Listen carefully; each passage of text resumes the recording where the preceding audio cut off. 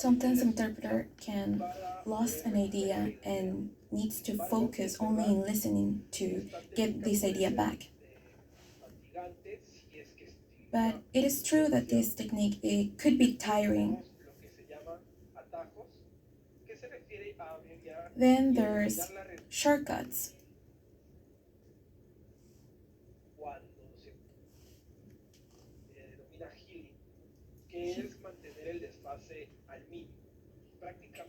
Healing is following the speaker closely, almost simultaneously. Then there's formulation, comparison, self-monitoring, and delivering of the message. These phases are part of the production phase of the message. And it's related only to the understanding of the message of the speaker. There's a moment when this is automatic. Lastly, we have the clean rendition. The interpreter must use the technique of cueing to avoid gaps and stop abruptly stops. The interpreter must have a clear voice and confidence so that the listeners can receive the information accordingly. The last technique is management of selective attention. In simultaneous interpreting, the attention has to be focused on different tasks.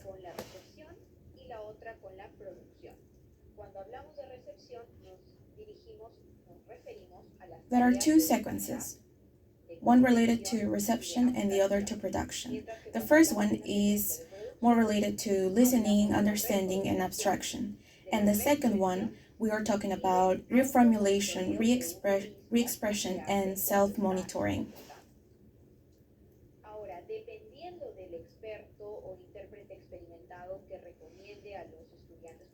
Depending on the opinion of the professional,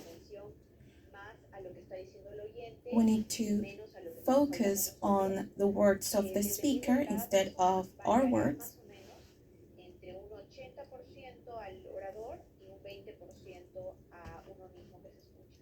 But this depending on the professional.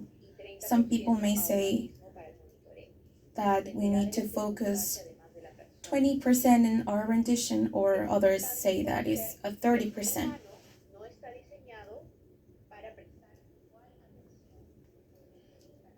It's important to recognize that our brains are not designed to focus half and half to listening. So if we want to listen and speak, we need to switch between channels.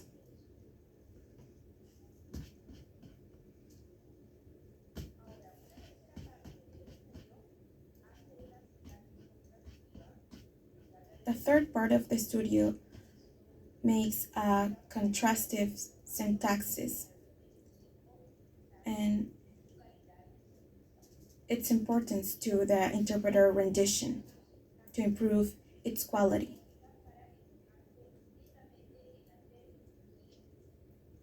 This technique is related to syntactic manipulation to focus only on terminology. The interpreter can produce glossaries to be more in tune with a certain field or area. To use the most according to terminology. Then there's the technique of anticipation or prediction. This means to anticipate a segment of a speech. This doesn't mean guessing, but anticipating where the conclusion goes.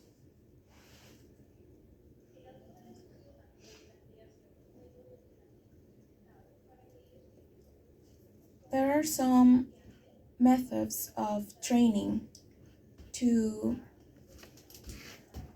already professional interpreters to improve the quality of their rendition. The first one is diagnostics. The interpreter can measure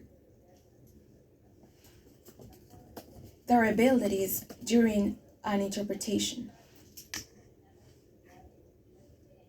Another way to make a diagnosis is measure the abilities based on the previous techniques that we mentioned. Some exercise to develop these abilities are paraphrasing, interpreting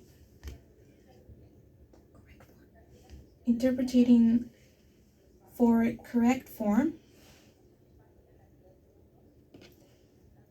decalage to measure our time lag between our rendition and the speech, comparison, monitoring, and adjustment, endurance training, prediction to anticipate the information, rephrasing the schemas, translating the terms, chunking,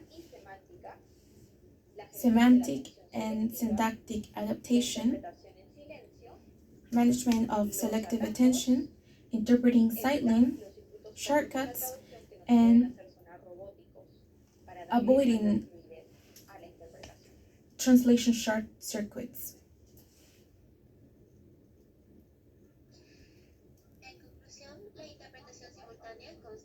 In conclusion,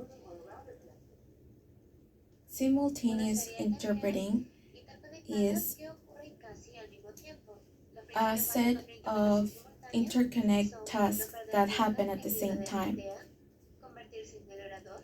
The basic principles is never lost an idea, become the speaker, and restate schemas.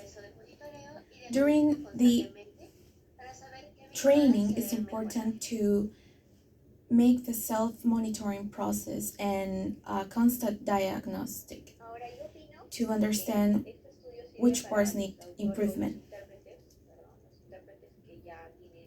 I think this article is very useful for professional interpreters that want to improve the quality of their services. What do you think? I agree with you.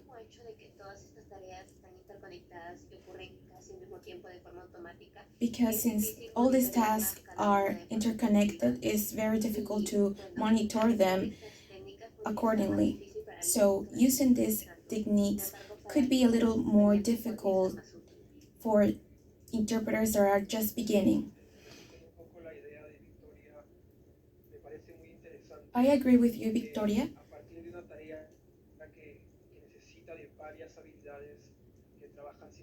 I think since interpreting is a task that needs to do a lot of things at the same time,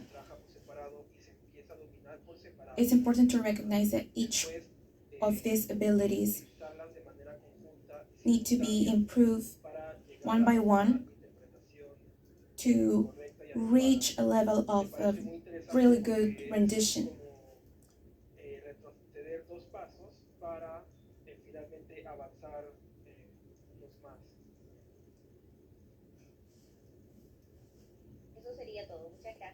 This would be all. Thank you.